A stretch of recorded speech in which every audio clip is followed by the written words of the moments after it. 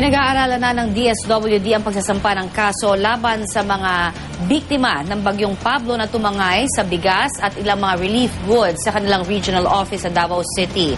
Kahapon muling nagkagarian ang mga pulis at mga nagpoprotestang mga residente. Naritong report ni Rial Soroche ng GMA Davao.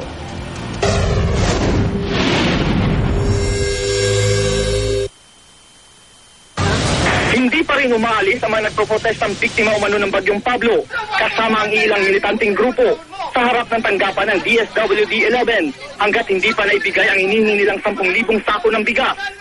Sa gitna ng mahigpit na seguridad, muling nagkatensyon sa lugar.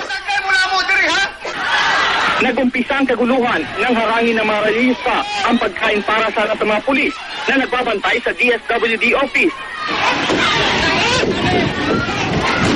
Isang pulis at isang photographer ang nasaktan dahil sa kaguluhan. You are at the middle of the commotion. Hindi ka pwede special treatment. Isang pulis na nakasibilyan ang nabubog umano ng relihista matapos siyang nahuli ng grupo na nagmamasid sa hanay ng nagpoprotesta. At ang turnover ng militante ang paril ng nasabing pulis. Kabilang umanong nasabing pulis sa Intelligence Division ng PNP, kaya't hindi ito pinakunan sa kamera.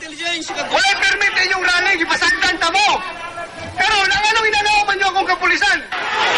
Higit naman ng mga relihista na hindi sila aalis sa DSWD hanggat hindi na ibibigay ang kanilang hinihinging bigas.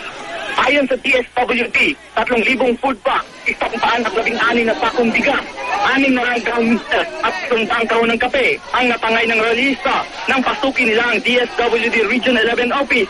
Sobrang ginawang karahasan dito ng mga nag-udyok dito sa mga tao. Naawa po kami sa mga biktima. May mga nang-udyok dito at sabi po ni Dinky Soliman, kakasuhan namin kayo.